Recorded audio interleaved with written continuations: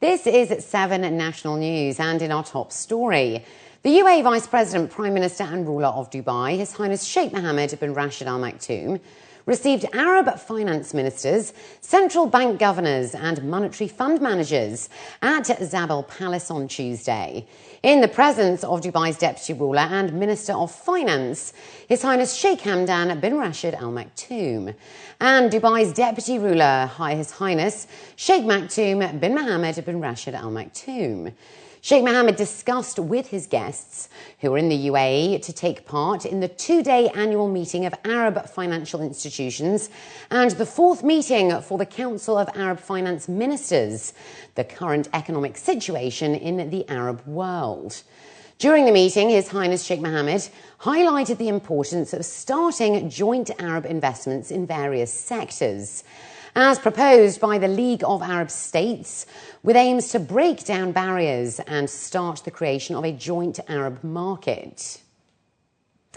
The ruler of Dubai also received the Canadian Minister of Foreign Affairs, John Baird, and his accompanying delegation at Zabel Palace on Tuesday.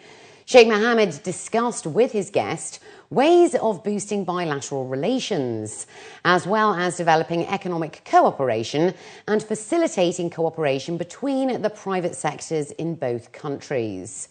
The discussion also touched on the political scene in the region and the importance of sustaining peace, security and stability. The UAE Foreign Minister, His Highness Sheikh Abdullah bin Zayed Al Nahyan, also met with the Canadian Foreign Affairs Minister, John Baird.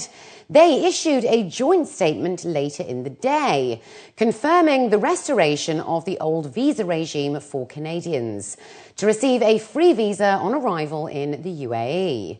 The statement said that agreements first included signing a nuclear cooperation agreement, second, to launch a Canada-UAE Business Council, and third, to facilitate travel requirements to increase business, tourism and joint prosperity for citizens by restoring the visa regime, which will be formalised in the next month.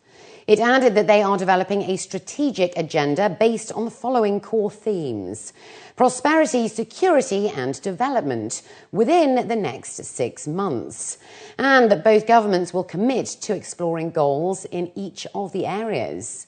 Some 40,000 Canadians live and work here in the UAE, and more than 150 Canadian companies are currently operating in the country. The latest in cutting-edge technology is currently on display at Dubai's first ever GITEX Shopper Spring Edition, which started today at the Dubai World Trade Center. Coinciding with the Emirates school holidays and the start of a new season, the spring version of the event is showcasing more than 30,000 tech-savvy gadgets over the next 3 days. Opening the doors to the fair this morning was His Excellency Engineer Hussein Nasser Luta, the Director General of the Dubai Municipality. Following a tour of the exhibition, His Excellency stated that electronic distributors within the Emirates will be able to give consumers better prices and deals through the event, in addition to offering a variety of both products and application programs.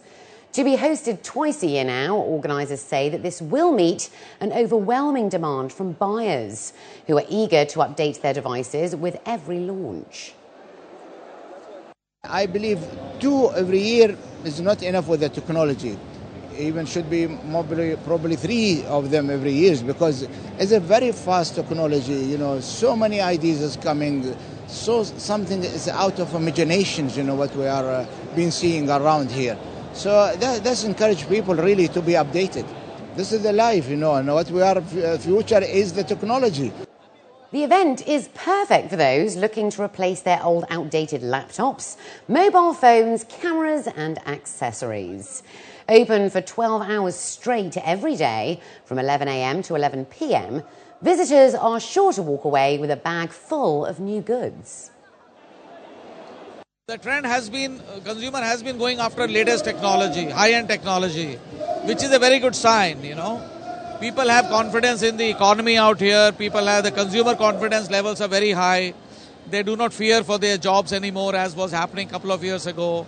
So they are willing to spend now. They're willing to renovate. They're willing to upgrade, which is helping the category, electronics category as such. Very good. The Director General of the Community Development Authority has announced that Emirati families now have the chance to take in abandoned children as a part of their Embrace programme. The Director General of the authority, Khaled Al-Kamda, was quoted as saying that the CDA is keen to move abandoned children into caring and loving families. The CDA Family Development Department Director, Dr. Huda Al-Suwaidi, said there were a number of conditions sponsors will have to meet before they can take in a child, including that the family should be Emirati Muslim living in the UAE. Being born and abandoned in the UAE of unknown parentage and cared for by Emirati surrogate parents, the children will also be given UAE nationality. They will be the son or daughter but not take the family name as per the regulations. Additionally, the spouses should be at least 25 years old and single mothers should be 30 or over. CDA officials revealed that there are currently a large number of abandoned children in Dubai. 300 live with surrogate parents and 21 live at a home for abandoned children. However, the annual number of such cases does not exceed 15 to 20 children. 5 new public bus routes have been launched in Dubai and will begin operations this Friday, while 4 other existing routes have been revised, according to transport officials.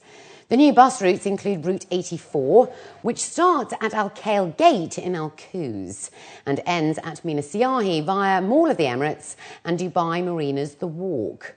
Route 366 connects Rashidia Metro Station with the Silicon Oasis residential development, while Route F12, a Dubai Metro feeder service, runs from Jafiliya Station through Satwa to Al Wazl Park.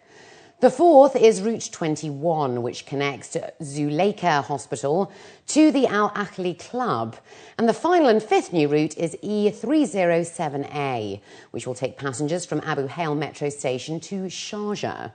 The 4 route changes include a new stop at Al Nada Park on Route 22 and a stop on Doha Road on Route 13A. Both Route 365 from Rashidia Metro Station and the F3 feeder service will make stops at Al Ittihad Mall via Al Kawanij Road. And finally, looking to other news, off the back of World Diabetes Day on Tuesday, the 2nd of April, the Ras Al Khaimah Tourism Development Authority hosted a day of cooking classes today for diabetic children aged 8 to 14 years of age. Medical professionals in the UAE say that the country has the 2nd highest diabetes rate in the world. And although health authorities are doing all they can to reduce the incidence of diabetes and lessen the financial burden in the Emirates, there's still more to achieve. RAC's TDA is joining in the efforts to tackle diabetes across the GCC and spread awareness throughout a group of chefs, children and their parents. In collaboration with the Al Basma camp, the site has invited around 120 patients to engage in fun educational activities over the next few days. Families will be shown how to cook simple, healthy and diabetic-friendly food from 50 culinary professionals.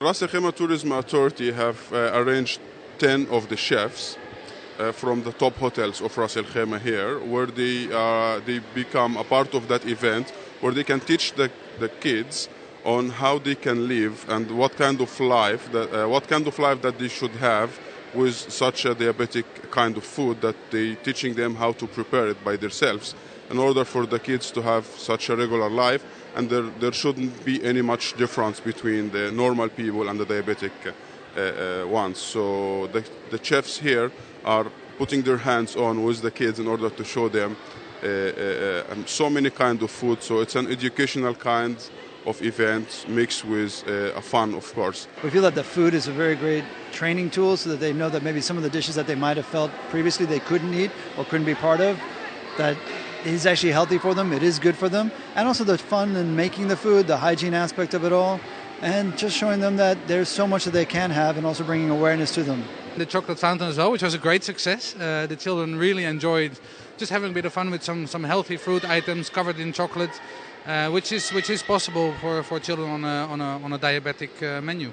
This event is really interesting, and I learned a lot of things, like how to make a sandwich, and brown bread, which prevents us from getting high blood sugar. And I learned how to cook potato with carrots, and how to fry correctly without burning the food. As a clinical dietitian, I would like to control their hypoglycemia and hyperglycemia incident in this camp, and we plan their meals according to the balanced diet and their age. And we plan 3 main meals and also 3 snacks, which is included in their per day account. And the type 1 diabetic children, we cannot control their diet too much because it will retard their growth. So we are prescribing the diet according to their age and their growth requirements.